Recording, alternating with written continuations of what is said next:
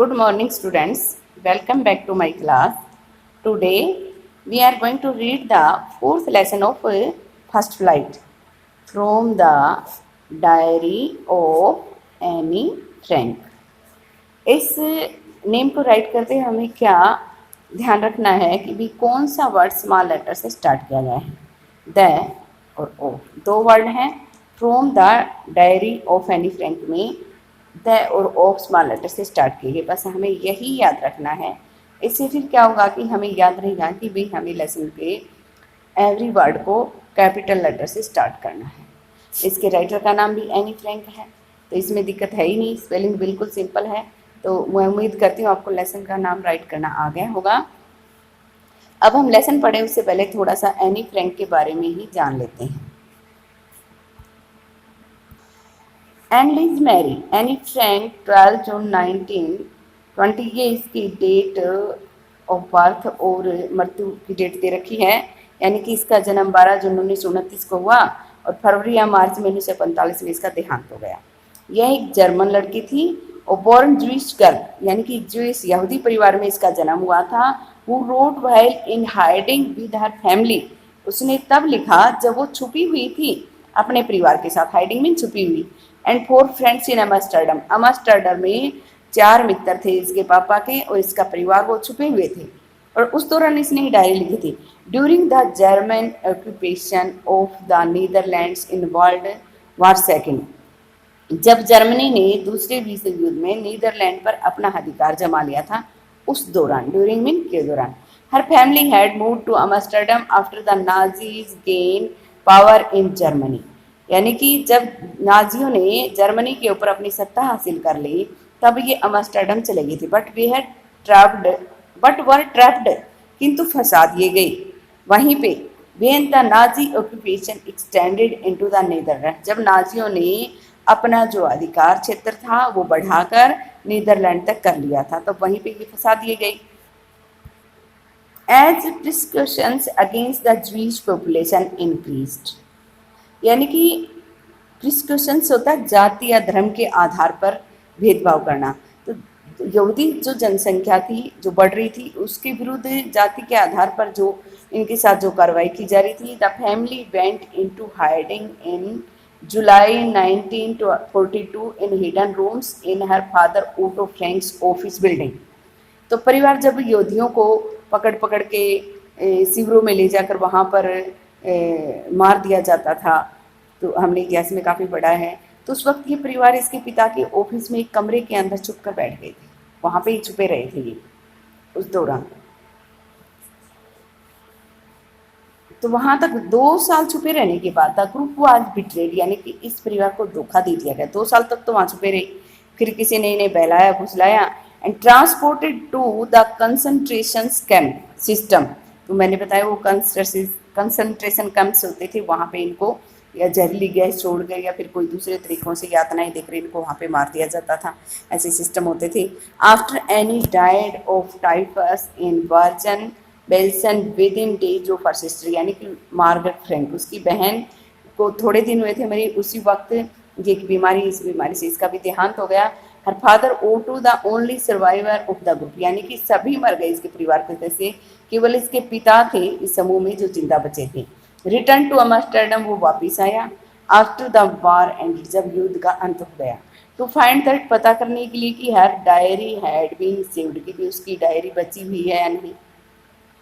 Convince that it was a unique record, इस बात से सहमत होकर कि भी यह एक अनोखा रिकॉर्ड होगा।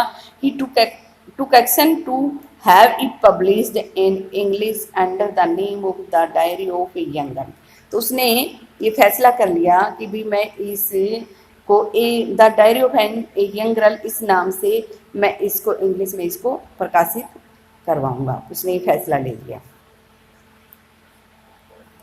The diary was given to Anne Frank for her 13th birthday, यानी कि and a chronicles the events of her life from 12 June 1942 until its final entry of August 1944।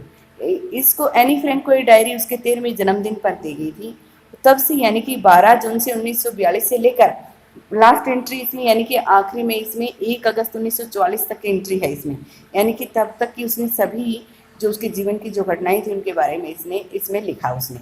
It was eventually translated from its original Dutch into many languages, यानी कि आखिरकार इसकी original भाषा Dutch थी और इससे कई भाषाओं में उसको का अनुवाद किया गया and became one of the world's most widely read books, और यह संसार में सबसे ज़्यादा पढ़ी जाने वाली किताबों में से एक बन गई।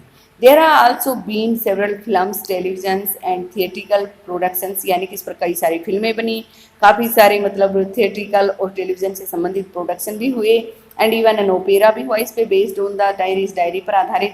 Described as the work of a mature and insightful mind, The diary provides an intimate examination of the daily life under Nazi occupation, यानी कि नाजियों के अधिकार में जो प्रतिदिन का जो जीवन था उसके छोटे छोटे अनुभवों के बारे में बताया गया है एक ऐसे परिपक्व और इन बहुत ही बुद्धिमत्ता वाले दिमाग के द्वारा, यानी कि इस डायरी में ऐसा काम किया गया है। Anne Frank has become one of the most renowned and discussed of the Holocaust victims. Holocaust यानी कि मतलब उस परले की शिकार हुए लोगों में से एक बन गई और प्रसिद्ध लोगों में से एक बन गई, यानी कि जो खूब प्रसिद्ध होते हैं उनमें से एक बन गई एनी फ्रैंक, और दूसरी जो किसी परले या विपदा का शिकार बनते हैं उन लोगों में से एक बन गई एनी फ्रैंक। तो ये तो एनी फ्रैंक के बारे में थोड़ा सा बताया गया था। अब हम लेसन स्टार्ट करते हैं। इस डायरी के माध्यम से हमें यही बताने की कोशिश की गई है कि भी विपरीत परिस्थितियों में भी हमें हार नहीं माननी चाहिए, कितनी भी कठिन परिस्थितियां हो जाएं हमें अपनी तरफ से अपना काम पूरा करना चाहिए। एनी फ्रैंक ने विपरीत परिस्थितियों में डायरी लिखी और उसने जर्मन नाजी जो लोग थे उनके बारे में, उनके अत्याचारों के बारे में सब कुछ बता दिया डायरी के माध्यम से और उनका भेद खुल गया और वो ऐसी परिस्थिति में भी हार नहीं मानी, इसलिए आज हम उसके बारे में पढ़ रहे हैं। दूसरा इसमें जो आगे हम लेसन में पढ़ेंगे तो थोड़ा सा ये भी बताया गया है कि वैसे तो हमें बड़ों की बात मान लेनी चाहिए, जो भी करते हैं वो हमारे भले के लिए कहते हैं, लेकिन अगर ज़्यादती करने लग जाएं तो हमें थोड़ा सा विश्लेषण करके उनको वापस समझाना भी चाहिए। अगर हम ज़्यादा उसकी बात से विचलित हो जाते हैं या फिर ऐसा मानते हैं कि ये तो मेरे ऊपर बहुत ही ज़्यादा अत्याचार कर रहा है, तो हमें उस बात को, क्योंकि वो हमारे लिए नुकसानदायक हो जाती है, नहीं कि वो अच्छी रहती हैं, तब हमें उस बात का विश्लेषण भी करना चाहिए और उनको बताना भी चाहिए कि भी आपकी बात से मैं इतना परेशान हूँ।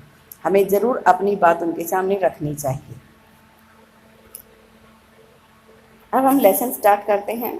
Writing in a diary is a really strange experience for someone like me. मेरे जैसे किसी के लिए डायरी में लिखना, राइटिंग में लिखना, रियली मीन वास्तव में, स्ट्रेंज मीन अजीब, एक्सपीरियंस मीन अनुभव, यानी कि मेरे जैसे किसी के लिए भी डायरी में लिखना एक अजीब अनुभव है। ये बात कौन लिख रहा है? एनी फ्रैंक लिख रही है अपनी डायरी में। नॉट ओनली, अब ये बता रही क्यों है अजीब अनुभव, ये भी 2 नंबर का क्वेश्चन बन जाता है यहाँ पे। Not only because I have never written anything before, इसका कारण ये नहीं है कि भाई मैंने पहले कभी कुछ नहीं लिखा,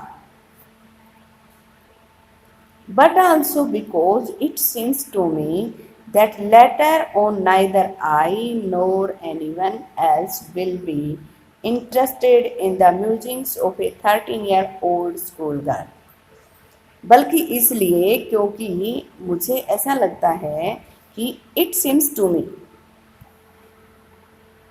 लेटर मीन बाद में, नाइदर आई नोर एनीवन यानी कि ना ही तो मैं नहीं कोई दूसरा, एल्स मीन दूसरा, विल बी इंटरेस्टेड रुचि लेगा, musing in the musing of 13 years old girl. Musing क्या होते हैं? थॉट्स। म्यूजिंग का मीनिंग आप राइट कर सकते हैं थॉट्स। 13 साल की स्कूल जाने वाली लड़की के विचारों में बाद में कौन रुचि लेगा? वो सोच रही है, एक छोटी लड़की कुछ लिख रही है, बोले मैं खुद ही रुचि नहीं लेंगी, दूसरा कौन लेगा, ऐसा वो विचार कर रही है मन में। बोले इसलिए मुझे ये डायरी में लिखना एक अजीब अनुभव लग रहा था। अब यहाँ पे थोड़ा सा नाइदर नोर के बारे में जान लेते हैं, यानी कि नाइदर के बाद अगर आगे ब्लैंक दे रखा है तो नोर ही आएगा। नाइदर के साथ अगर नेगेटिव में अगर हमें कुछ करना है, यानी कि नेगेटिव मीनिंग निकल रहा है तो नोट नहीं नोर ही आएगा। दूसरा, कई बार कंजक्शन भरने आते हैं तो नाइदर के साथ नोर का ही यूज होता है। इधर नोर दे रखा तो इधर नाइदर आएगा। ओह वेल, अरे अच्छा, इट डजेंट मैटर। बोले अरे ठीक है, इससे कोई फर्क नहीं पड़ने वाला। फिर अपने आप को ही वो जवाब दे रही है। बोले ठीक है, कोई विचार मेरे विचारों पे ध्यान दे या ना दे, कोई रुचि ले या न ले, इससे क्या फ़र्क पड़ता है। आई फील लाइक राइटिंग, बोले मुझे मेरा तो लिखने का मन कर रहा है। फील मीन महसूस करना, लाइक मीन पसंद करना, यानी कि मेरा तो लिखने का मन कर रहा है। बोले मेरा डायरी लिखने का मन कर रहा है, मैं लिखूंगी, बाद में कोई ध्यान दे या न दे, इससे क्या फ़र्क पड़ता है। अपने आप से ही सवाल जवाब कर रही है वो इस तरह से। And I have an even greater need to get all kinds of things off my chest. अब एक कारण और बता दिया इसने डायरी लिखने का। एनी फ्रैंक ने डायरी क्यों लिखी थी भी, I have an greater need, मुझे उससे भी ज़्यादा ज़रूरत है, to get all kinds of things off my chest, यानी कि मेरी छाती से सभी प्रकार की चीज़ों को उतारने के लिए, यानी कि मेरे में मन में जो विचार चल रहे हैं उन सबको मेरे दिमाग से निकालने के लिए। यानी कि हमारे मन में कोई विचार चल रहे हैं वो हम कभी या तो किसी को कहेंगे तो हमारे दिमाग से निकलेंगे, या फिर हम, उसने क्या सोचा कि भाई अगर मैं किसी पेज पे सारी बातें लिख दूंगी तो मेरे मन में जो विचार चल रहे हैं वो सारे खत्म हो जाएंगे, मेरे मन का बोझ हल्का हो जाएगा। बोल इसलिए मुझे डायरी लिखने की ज़रूरत है।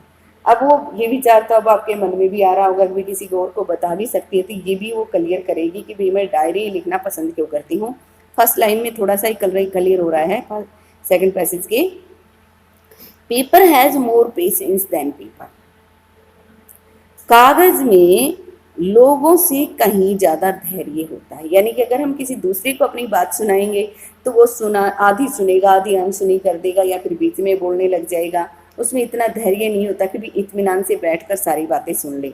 जितना कागज़ में हम मन करे तब उन बातों को लिख दें, ना मन करे तो सोचने लग जाएं। हम कितनी भी देर तक उस कागज़ को यूज कर सकते हैं, लेकिन एक बंदे को हम अगर बिठाकर अपने मन की बातें बताने लग जाएं, या तो हमें फटाफट बतानी पड़ेंगी या फिर वो सुनेगा ही नहीं, अपनी खुद की बताने लग जाएगा। तो इसलिए वो बोल रही है कागज़ में लोगों से कहीं ज़्यादा धैर्य होता है। I thought of this saying, मैंने सोचा इस कहावत के बारे में। On one of those days, उन दिनों में से एक दिन, when I was feeling a little depressed, यानी कि उन दिनों में से एक दिन जब मैं थोड़ी सी परेशानी महसूस कर रही थी। डिप्रेस्ड मीन यहाँ पे क्या है, सैड, यानी कि परेशानी कर सकते हो। जब वो एक दिन थोड़ी सी परेशानी महसूस कर रही थी तो उन दिनों में से एक दिन वो इस कहावत के बारे में सोचने लगी कि भी लोगों से कहीं ज़्यादा कागज़ में धैर्य होता है। And was sitting at home, और घर पे बैठी हुई थी, with my chin in my hands, मेरे हाथों में अपनी ठोड़ी को रखकर बोर्ड उकता गई थी। एंड लिस्टलेस, यानी कि लिस्टलेस, यानी कि कई बार हमें अपने हाथों पर अपनी ठोड़ी रख कर बैठ जाते हैं और एक भी विचार मन में नहीं आता। कई बार बिल्कुल शून्य में ताकने लग जाते हैं, किसी तरह का कोई विचार नहीं आता, बिल्कुल जड़ हो जाते हैं। तो इस तरह से वो बैठी हुई थी, उकता गई थी। वंडरिंग, हैरान हो रही थी, सोच रही थी, विचार कर रही थी, वेदर टू स्टे इन और गो आउट, यानी कि घर पे ठहरूं या बाहर जाऊं। इस तरह से वो सोच रही थी। तो तभी उस कहावत के बारे में सोचने लगी भी लोगों से कहीं ज़्यादा कागज़ में धैर्य होता है। I finally stayed where I was brooding, बोले आखिरकार मैं वही ठहरी जहाँ पर मैं थी। ब्रूडिंग भी यहाँ पे क्या है, चिंतन करना, विचार करना, थिंकिंग कर सकते हो, सोचना। सोचती हुई, विचार करती हुई वहीं पे रह गई जहाँ पे थी, यानी कि सोच रही थी थोड़ी देर के लिए बाहर जाऊँ या यहीं बैठी रहूँ, फिर सोचती हुई बैठी रह गई। यस, हाँ, paper does have more patience, कागज़ में अधिक धैर्य है। And since I am not planning to let anyone else read this stiff backed notebook, grandly refer to as a diary, यानी कि अब ये कह रही है, फिर विचार करते करते उसके दिमाग में आ गया अभी लोग कहते हैं कि भी कागज़ में अधिक धैर्य है लोगों से, तो बोले ये कहावत है। फिर खुद भी इसका एनालिसिस किया, विश्लेषण किया, फिर खुद सहमत हो जाती, बोले हाँ कागज़ में अधिक धैर्य है लोगों से कहीं ज़्यादा। और फिर वो बोल रही है भी मैं ये योजना नहीं बना रही हूँ किसी दूसरे को मैं पढ़ने दूँ, मेरी ये स्टिफ बेक्ड, यानी कि जो बाहर का जो कवर होता है ना किताब का, मोटा गत्ते वाला स्टिफ बेक्ड नोटबुक, मोटे गत्ते वाली नोटबुक थी जिसको शान से वो डायरी बोल रही थी। Unless I should इवर find a real friend, यानी कि जब तक मुझे कोई वास्तविक मित्र नहीं मिल जाता है, अनलेस मीन यदि नहीं, तब तक मैं इसको किसी को नहीं पढ़ने दूंगी। It probably wouldn't make a bit of difference. बोले शायद इस बात से किसी को कोई फर्क नहीं पड़ने वाला। डिफरेंस मीन अंतर, और प्रोबेबली मीन शायद। तो बोले संभवतः इससे किसी को फर्क भी नहीं पड़ने वाला, मैं क्या लिख रही हूँ, किसी को पढ़ने दे रही हूँ या नहीं दे रही हूँ, इससे किसी को क्या फर्क पड़ने वाला है। बोले शायद कोई फर्क भी नहीं पड़ेगा, यानी कि वो ये सारी बातें उसके दिमाग में चल रही हैं। भाई मैं डायरी क्यों लिखूँ, और फिर सोच रही है मैं डायरी में अपनी मन की बातें लिख दूंगी तो किसी दूसरे को मैं तब तक उनको नहीं पढ़ने दूंगी जब तक मुझे कोई वास्तविक मित्र नहीं मिल जाता, और बोल शायद इससे किसी को फर्क भी नहीं पड़ने वाला। Now I am back to the point that prompted me to keep a diary in the first place. अब मैं वापस उसी बात पे आ जाती हूँ जिसने मुझे लालायित किया। प्रोम्प्टेड मीन क्या होता है, किसी चीज़ का लालच आ जाना, किसी चीज़ का मन में। बोले जिस बात ने मुझे लालायित क्या, इनकरेज करोगे, यहाँ पे उत्साहित क्या कर सकते हो, डायरी रखने के लिए जिस चीज़ ने मुझे सबसे पहले उत्साहित किया वो बताती हूँ मैं। I don't have a friend. बोले सबसे पहले मेरे मन में डायरी रखने की बात क्यों आई, जिससे मेरे मन में डायरी के प्रति उत्साह भरा, वो ये बात थी कि भी मेरा कोई वास्तविक मित्र नहीं था। Let me put it more clearly. अब ये बात वो बोल देती है कि भी मेरा कोई मित्र नहीं था, तो सब एक बार से मन में आता है कि 13 साल की लड़की मित्र कोई क्यों नहीं होगा। तो बोले इस बात को मैं थोड़ा और क्लियर करती हूँ। Since no one will believe that a 13-year-old girl is completely alone in the world, क्योंकि कोई भी विश्वास ही नहीं करेगा कि भी 13 साल की लड़की पूर्ण रूप से अकेली इस संसार में। बोले इस बात पे कोई विश्वास ही नहीं करेगा। एंड आई एम नॉट, और मैं हो भी नहीं अकेली, कहती है जब उसने कहा ना भी मेरा कोई मित्र नहीं है। बोले इसलिए मैं डायरी लिखना पसंद करती हूँ। बोले इस बात ने मुझे ज़्यादा लालायित किया डायरी लिखने के लिए। फिर बोले इसको मैं क्लियर कर देती हूँ कि भी कोई भी विश्वास ही नहीं करेगा कि 13 साल की लड़की संसार में अकेली है, और बोले मैं अकेली हूँ भी नहीं। I have loving parents and A 16-year-old sister. मेरे प्यारे से माता पिता हैं और 16 साल की एक बहन है।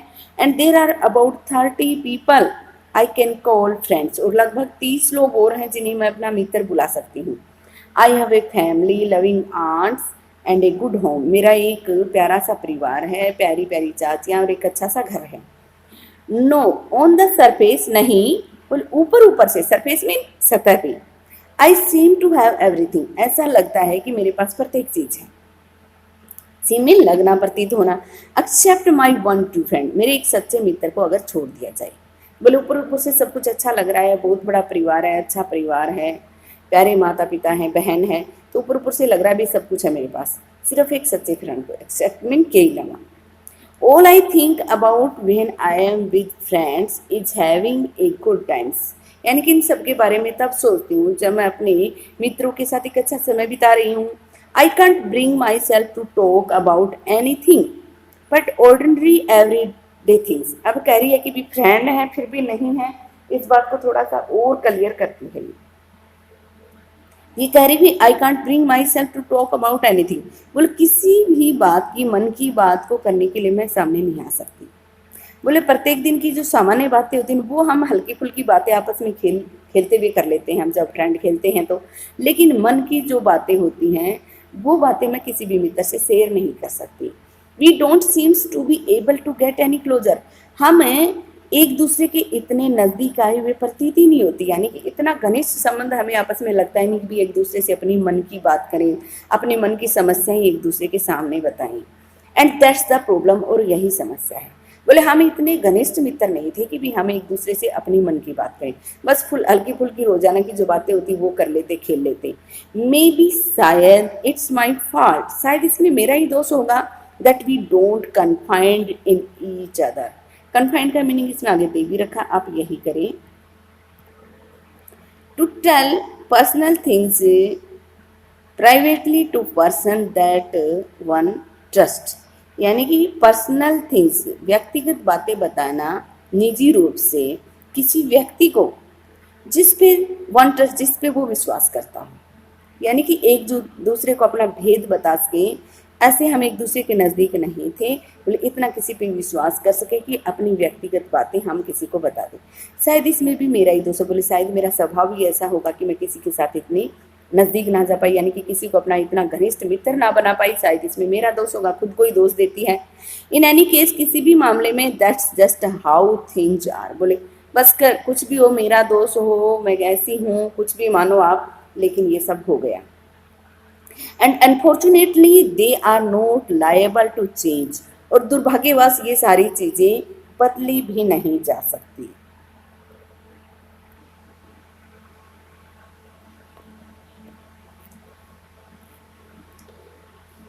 This is why I have started the diary.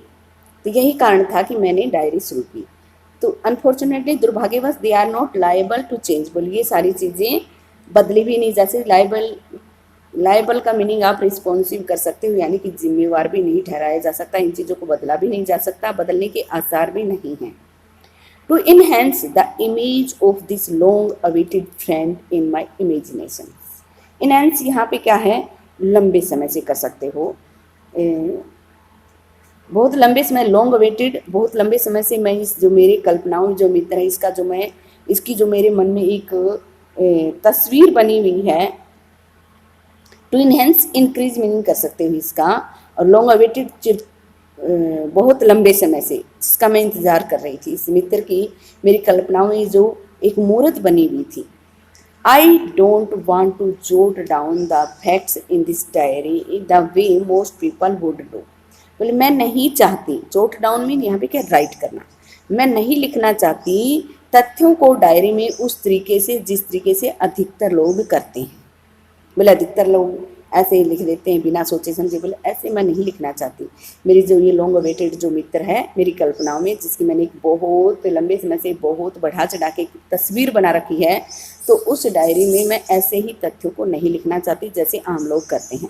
But I want that diary to be my friend, किंतु मैं चाहती हूँ कि डायरी मेरी मित्र बने, यानी कि वो इस तरह से उसने उसको एक पर्सनिफिकेशन कर दिया, इसका मानवीकरण कर दिया, डायरी को अपना मित्र बना लिया। ये एक अलंकार हो गया, यहाँ पे उसको अपना मित्र मान रही है वो। And I am to call this friend Kitty, और मैं इस अपने मित्र का नाम रखने, इसको बोलने वाली हूँ किट्टी। तो उसने अपनी डायरी का नाम, उसको मित्र बनाया, डायरी को उसका पर्सनिफिकेशन कर दिया, मानवीकरण कर दिया, उसका नाम इसने क्या रख दिया, किट्टी। 1 नंबर का क्वेश्चन है और पेपर में भी आ सकता है, एनी फ्रेंड की डायरी का नाम क्या था। यहाँ पे इसके नीचे क्वेश्चन दे रखे हैं, what makes writing in a diary strange experience for any friend. ये हमने पढ़ा था खूब अच्छे से, आप वहाँ से इस क्वेश्चन को बना सकते हो। अगर आपको इसको अच्छे से समझ लेते हो तो फिर ये क्वेश्चन आप खुद लिख सकते हो, आपको किसी गाइड की ज़रूरत नहीं पड़ेगी। Why does Anne want to keep a diary, ये भी हमने खुद क्लियर किया है इसको भी, तो वो डायरी क्यों रखना चाहती थी। Why did Anne friend see, why did Anne think, Anne क्यों सोचती है she could confined more in a her diary than the people, यानी कि पीपल से कहीं ज़्यादा डायरी में अपने भेद क्यों बता सकती है, वो ऐसा क्यों सोचती है, ये भी हमने क्लियर किया है। तो आप लेसन को सही ढंग से पढ़ेंगे 2 या 3 टाइम, तो आपको ये सारे क्वेश्चन क्लियर हो जाएंगे। आगे बढ़ते हैं। Since no one would understand a word of my stories to Kitty if I were to plunge right in, I had better I would provide a, I would better provide a brief sketch of my life, much as I dislike doing so.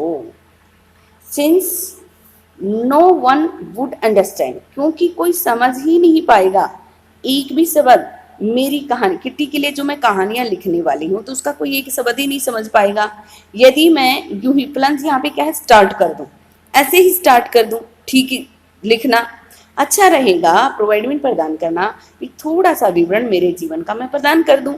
Much as I dislike doing so, जबकि ऐसा करना मुझे अच्छा नहीं लगता। Dislike mean कोई चीज़ पसंद ना होना, बोले मेरे जीवन के बारे में कुछ बताऊंगी, मुझे पसंद तो नहीं है, फिर भी अगर मैं नहीं बताऊंगी तो कोई, मैं किट्टी के लिए मेरी डायरी के लिए कोई भी कहानियाँ वगैरह लिखूंगी तो कोई एक शब्द भी उनका समझ ही नहीं पाएगा अगर मैं मेरे जीवन का थोड़ा सा विवरण नहीं दूंगी। इसलिए मैं थोड़ा सा मेरे जीवन के बारे में बता देती हूँ। तो हमने तो थोड़ा सा पढ़ा था, वो एक यहूदी लड़की थी, लेकिन अब एनी फ्रैंक खुद अपने जीवन के बारे में बता रही है थोड़ा सा, वो हम पढ़ने वाले हैं।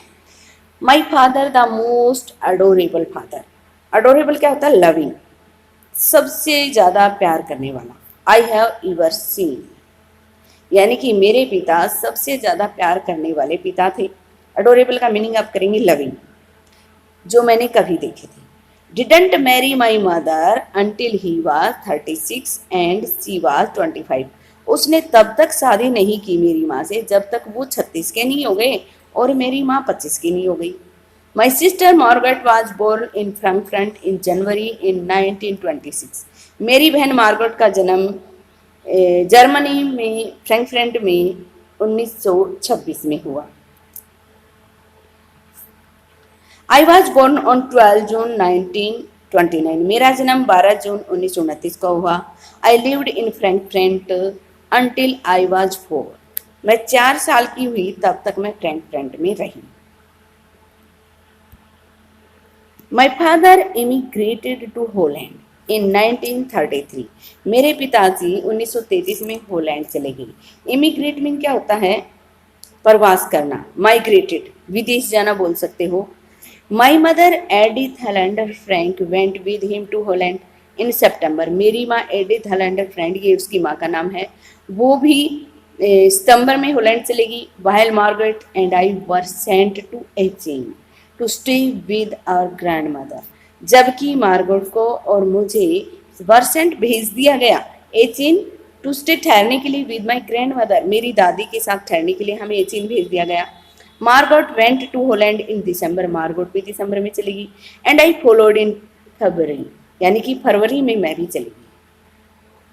When I was plunked down on the table as a birthday present for Margaret. जब मुझे मेज के ऊपर जन्मदिन के उपहार के रूप में डाल दिया गया। प्लैंक डाउन यहाँ पे क्या है?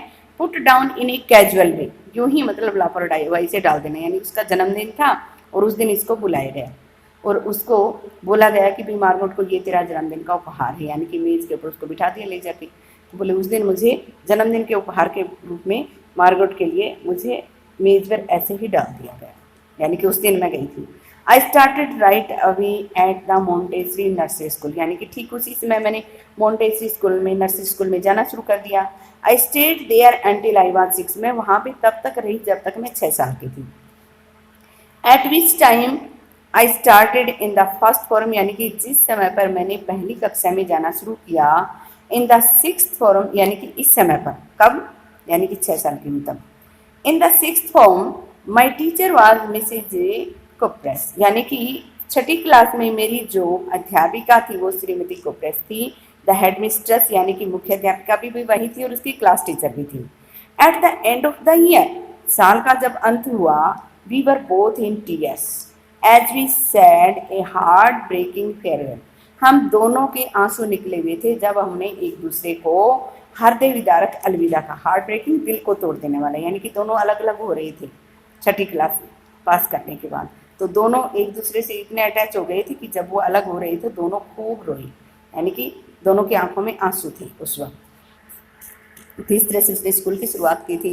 इन the summer of 1941 grandma failing, 1941 की गर्मियों में दादी थी वो बीमार पड़ गई। And had to have an operation, और उनका एक ऑपरेशन करवाना पड़ा, हैड टू हैव करवाना पड़ा।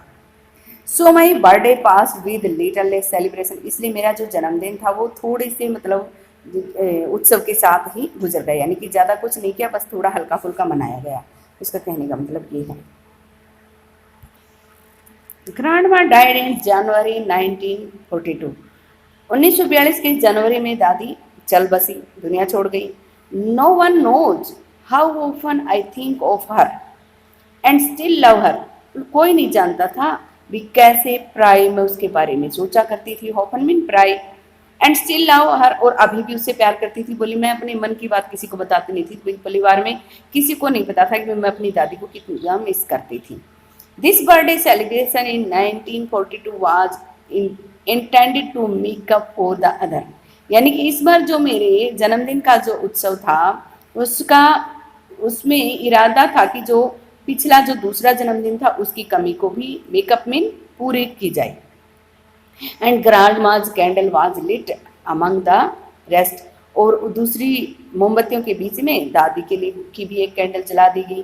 The 4 of us are still doing well, यानी कि हम चारों, यानी कि 2 बहनें थी, मम्मी पापा थे, बोले अभी भी सब कुछ सही चल रहा था, हम अच्छे से सब कुछ कर रहे थे, जीवन अच्छा चल रहा था। And that brings me to the present date of 20 June 1942, और ये सब करते करते आज की मैं वर्तमान डेट पे आ गई हूँ 20 जून 1942, यानी कि उसने अपने परिवार का थोड़ा सा अपने जीवन का चरित्र चित्रण दे दिया है। And the solemn dedication of my diary, और सोलम मीन यहाँ पे क्या है, सीरियस कर सकते हो, गंभीर, डेडिकेशन होता है समर्पण, तो समर्पण कर सकते हो इसका, ये एक गंभीर समर्पण है मेरी डायरी के लिए मेरा, यानी कि अब वो डायरी लिखने वाली है। अब तक उसने अपना ब्रीफ खुद का विवरण दिया है थोड़ा सा। ये 2 और क्वेश्चन और दे दिए यहाँ पे। Y does any provide a brief sketch of her life, any ने अपने जीवन का ब्रीफ स्केच यानी कि थोड़ा सा विवरण क्यों दिया। शुरू में इसने बता दिया था कि भी अगर मैं नहीं दूंगी अपना विवरण तो फिर मेरी बात को, एक वर्ड भी मेरी लिखी हुई बात को नहीं समझ पाएंगे, तो आप वहाँ से उठा के इस क्वेश्चन को बना सकते हो। What tells you that any loved her grand mother, कौन सी बात आपको ये बताती है कि एनी अपनी दादी से प्यार करती थी, तो हमने ऊपर देखा था कौन सी बातें बताती हैं, ये वाली बातें, यानी कि मैं अभी भी उनके बारे में सोचा करती थी। ये how often I think of her and still love हर, ये सारी ये बातें हमें बता रही हैं कि वो अपनी दादी से प्यार करती थी। तो यहाँ तक अगर आगे का जो स्टोरी है वो हम अगले पार्ट में करेंगे। अगर हम अभी पूरा लेसन कर लेते हैं तो ज़्यादा लंबा हो जाएगा और आपको समझ नहीं आएगा। तो इतना ही आज के लिए। मैं उम्मीद करती हूँ आपको लेसन समझ आया होगा, और मिलते हैं अगले पार्ट में, नेक्स्ट वीडियो में।